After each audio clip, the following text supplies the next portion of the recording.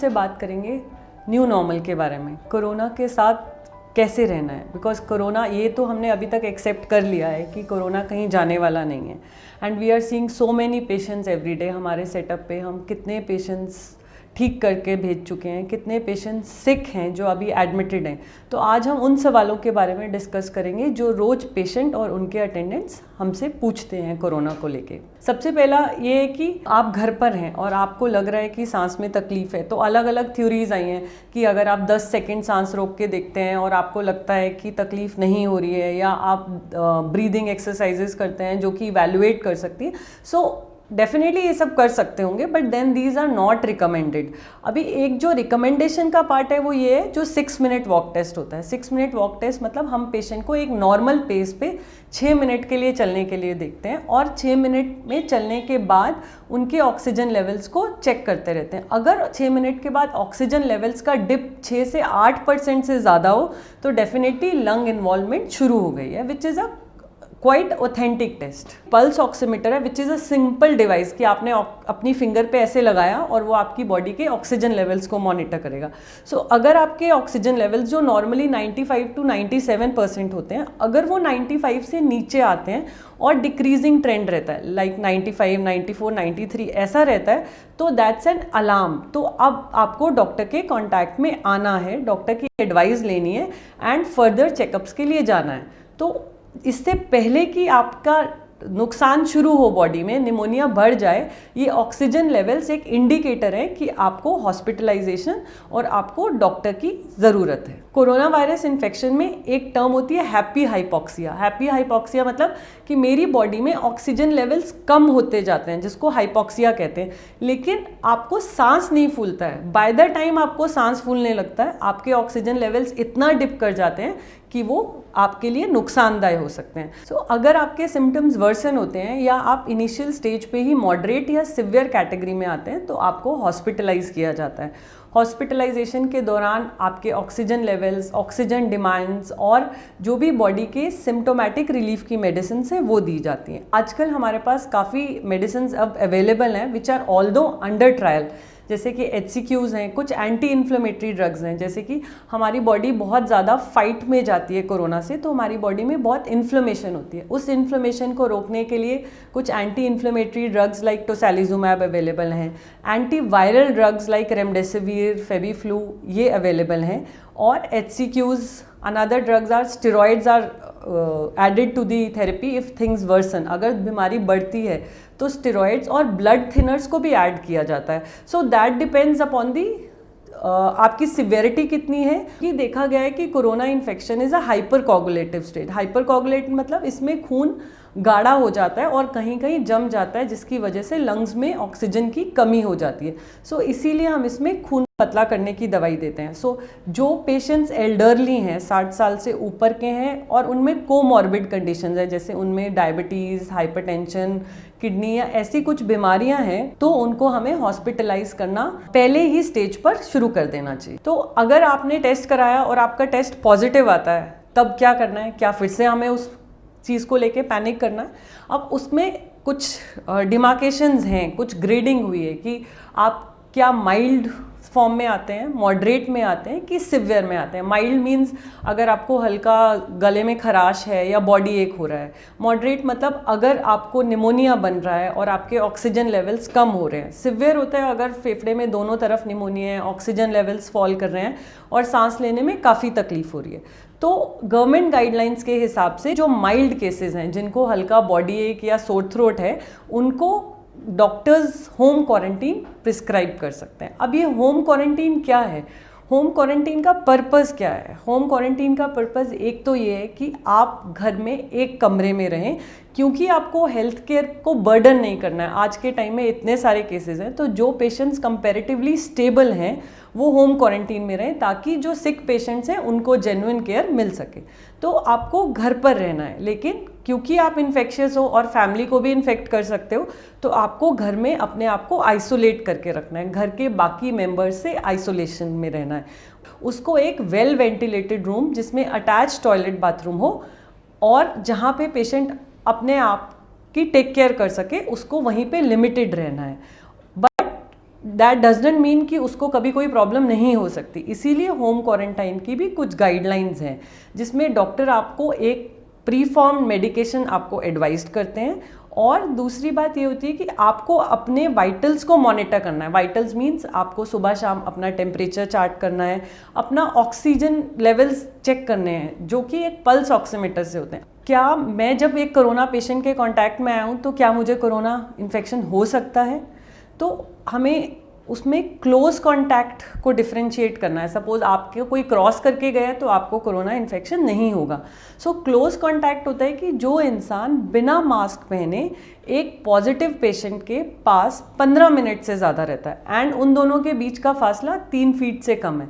सो 3 feet more than 15 minutes, तभी हम उस पेशेंट को क्लोज कांटेक्ट में आते हैं। अदरवाइज हम उसको क्लोज कांटेक्ट कंसिडर नहीं कर सकते। तो अगर आप क्लोज कांटेक्ट में आ गए हैं, अगर आपको पता नहीं है और उसके बाद आपको पता चलता है कि 2 दिन के बाद वो इंसान का पॉजिटिव आया है, तो आपको क्या करना है, आपको कितना पैनिक करना है, आपको कौन से टेस्ट कराने हैं कि नहीं कराने। तो इसके लिए आप डॉक्टर से मिलेंगे। ये जो टेस्ट है कोविड-19 RT-PCR स्वैब से जो होता है, ये सिर्फ डॉक्टर के प्रिस्क्रिप्शन पे ही होता है। और अगर आप जैसे सपोज आज एक्सपोज हुए हैं तो डे 5 से डे 10 वाला दिन होता है जिसमें अगर आप टेस्ट कराएंगे तो टेस्ट की सेंसिटिविटी और स्पेसिफिसिटी अच्छी होगी। मतलब अगर आपको इन्फेक्शन है तो उसका जांच में आने में 5 से 10 दिन का वक्त लगता है। सपोज किसी के कांटेक्ट में आने से 5 दिन से पहले ही आपको सिम्टम शुरू हो गए हैं तो भी आप टेस्ट करवा सकते हैं, बट नॉर्मली 5 से 10 दिन ऑफ एक्सपोजर के बीच में is the right time to get yourself investigated. अभी और सवाल जो एक बहुत कॉमन है कि जैसे कि हमारे पेशेंट्स डिस्चार्ज होते हैं तो eight the time of the discharge वो चाहते हैं कि हमारा टेस्ट दोबारा किया जाए। उसका 2 पर्पज़ है। एक तो इसलिए कि वो देखने के लिए कि क्या एक्चुअल वो नेगेटिव हो गए हैं, दूसरा अगर वो नेगेटिव हो गए हैं तो क्या वो अपनी फैमिली मेम्बर्स के साथ रह सकते हैं या अपनी क्वारंटीन वाले पीरियड को ब्रेक कर सकते हैं। तो गवर्नमेंट भी कहती है गाइडलाइंस के हिसाब से भी कि अगर आप माइल्ड या मॉडरेट केस में आते हैं, माइल्ड या मॉडरेट मतलब अगर आपको ICU की ज़रूरत नहीं पड़ी है, ARDS में नहीं गए हैं, तो ऐसे पेशेंट्स का हम at the time of discharge test नहीं करते हैं।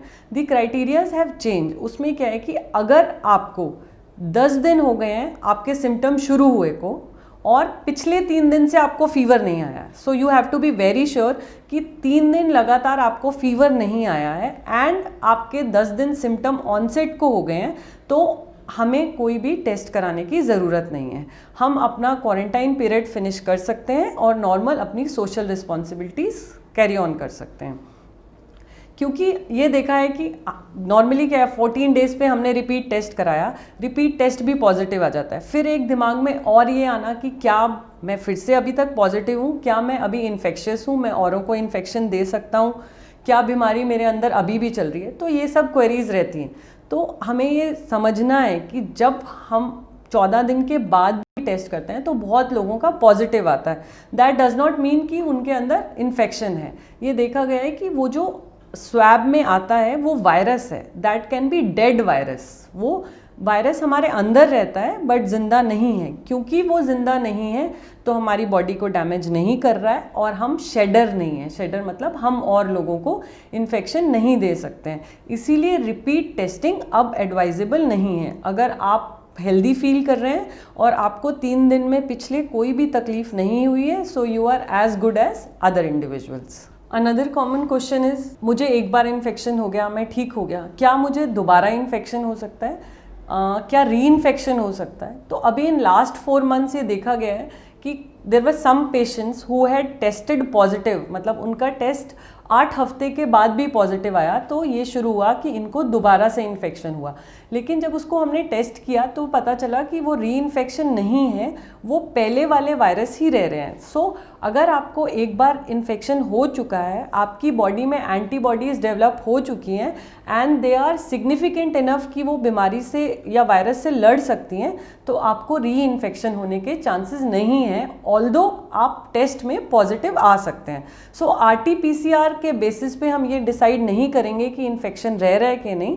सो अगर आप हेल्दी फील कर रहे हैं, आपको 28 दिन हो चुके हैं बिना किसी तकलीफ के, तो you are actually treated and cured. Since ये सारी कोरोना से जो फाइट है वो इम्यूनिटी की है, तो ये देखा गया है कि जो लोगों का इम्यूनिटी सप्रेस्ड है, चाहे किडनी डिजीज़ की वजह से, चाहे कार्डियक हार्ट डिजीज़ की वजह से, चाहे डायबिटीज़ की वजह से, या जो लोग स्मोकर्स हैं, जो हैवी स्मोकर्स हैं या क्रॉनिक स्मोकर्स हैं, उनमें डिजीज़ के बढ़ने की प्रोबेबिलिटी नॉर्मल इंसान से कंपैरेटिवली ज़्यादा होती है. So they have to be extra cautious.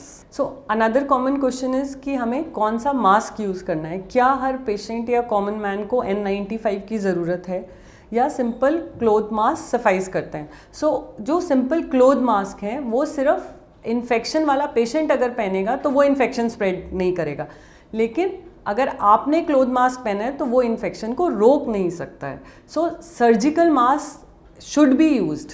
अगर आपको इन्फेक्शन है या आप अपने आप को इन्फेक्शन से बचाना चाहते हैं तो 3 layered surgical mask is the right option.